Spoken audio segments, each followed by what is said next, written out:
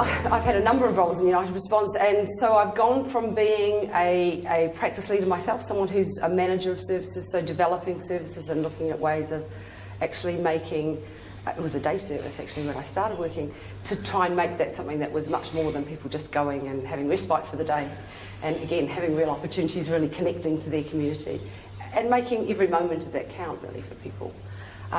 I then worked as a manager of an area, so I then became responsible for more services and found out more about kind of how the organisation was working, and I guess began to see some of the issues about how we might say we're doing something but the reality for people was quite different. So we had lots of really nice glib statements, as lots of organisations do, lots of really good value statements. But when I actually looked at the lives of the people that were being supported, they weren't that, and staff weren't skilled. There was this real oversimplification of everything that was happening. So, the idea of, oh yes, people live in a home in their own community. Actually, people weren't actively participating in their own home, so they were in a house, but they weren't actually contributing to their own lives or having anything to kind of, playing a major part in that. And were often, again, just kind of there while things were done around them. So they didn't have that ownership, they didn't have that sense of belonging. And the same in the community. The idea was, yes, community care, but it's about people just being physically in the community rather than active members of their community and actually having interactions with people or contributing to the community. So as an organisation, when we started to recognise that that was the kind of issue that we had, our approach, certainly our initial approach, was very much active support, and it was about actually starting to say, what do we need to do to switch that situation around? One of the key things was actually working with staff so that they had the skills and the vision to be able to see how that might change. And so it really was about skilling people up to see what the opportunities are so that they could look around and start seeing the things that go on in people's lives as real opportunities. And then actually begin to see that while people might not be able to do the whole of an activity or interaction or be involved in something, they might be able to do parts of it. And that our job actually as staff is to work with people to help them do the things they can do, and then to support them to do some things that they can do if we help them, and then actually for us to do the other things so that we all experience success and life moves on. And I guess that's the key, really. Everything that we do, everything that I've done since, is about trying to enable staff to do that, and their managers, or the people, their colleagues, the people working with them, to keep encouraging that.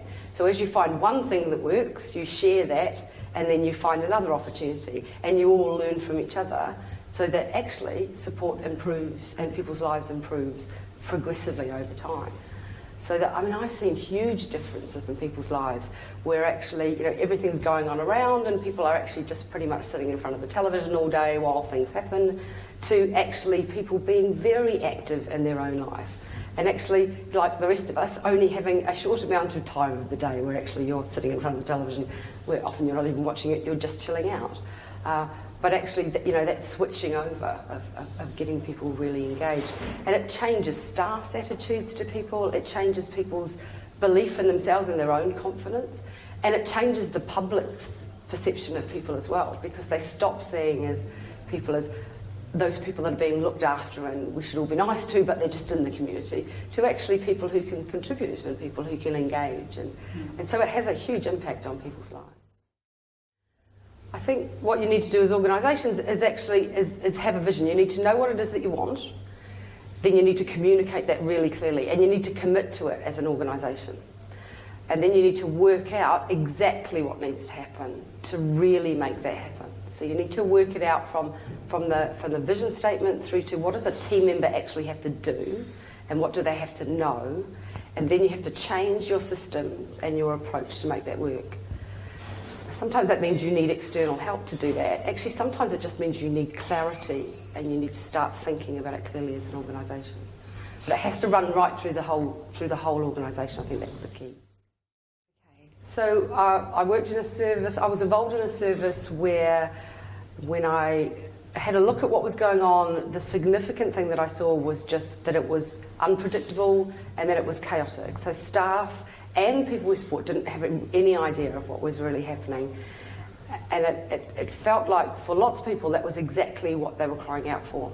So one person in particular, Doug, who I knew, would always ask for a walk. He would bring his boots, he'd throw them at you, he would kind of do those sorts of things. And the issue, I mean, that's a reasonable request. I need to get out of here, I need to go for a walk, that seems fine.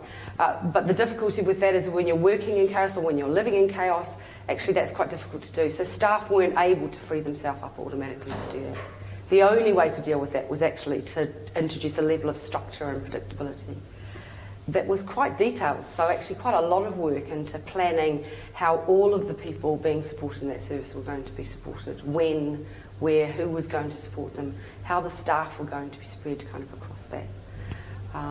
And so it was, a lot of work and very detailed, quite a substantial piece of paper that people had to deal with. And the response to that from staff was I kind of worried that they would find that a bit much and that they'd be concerned about being told what to do.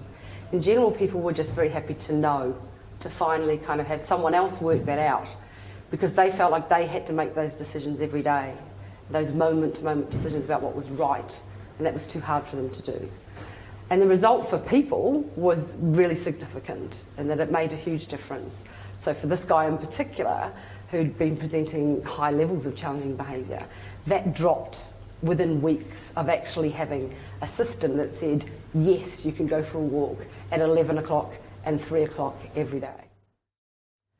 I think what they'll expect to see is real evidence, is hard evidence, is something that's actually more than just the nice stories and the phrasing. They'll want something that's actually very concrete, that shows that the organisation has actually seen and recorded and checked and can provide, really hard evidence that what they're providing actually is making a difference, is actually resulting in outcomes for individuals.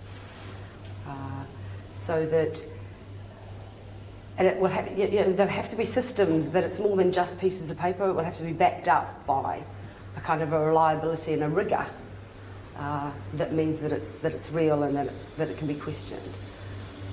So yes, I think that's probably the key thing, that's the difference is going to be. So United Response is a national charity in the UK that provides services for people with learning disabilities, mental health problems, a whole range of people with disabilities across England and Wales. And we provide person-centred services in all parts of people's lives in different ways. So the things that I get really passionate about are about individuals and are about people's lives. I really, really have a vision for the people that I meet with learning disabilities, that's about having a real life, that's about having a life that's full of variety and excitement, and where people are active participants in their lives. I've spent a long time working with people with learning disabilities, or knowing people with learning disabilities, who actually tend to be participants in their lives rather than, they tend to be viewers of their lives. They're in the audience of their own life rather than actually being active participants in it. So I want to get them away from being sitting in the audience to actually being up there on the stage and being part of it, so that every moment of every day they're part of what's going on. What gets me really passionate is the fact that I've seen some people who have just had such an awful time, or such a mediocre time. It's not even awful. It's not even people who've been in situations where, they've lived in institutions that were horrible, or where they've been abused. It's just more the mediocreness of just that idea of just having nothing and life just being this kind of flat thing. And what gets me really excited is when I see the kind of the light in someone's eye, that smile when actually they're working alongside someone, there's someone supporting them, where actually they get an opportunity to do something. And sometimes that's really, really tiny. Sometimes that's a big thing, it's a big opportunity. But sometimes it's just the opportunity to make your own cup of tea, or to talk to someone without the staff member getting in the way. So it's a chance to go and buy your own drink at the bar and have a conversation with the bar person. Those sorts of things. It's real life, but it's actually about making it really, really meaningful for people.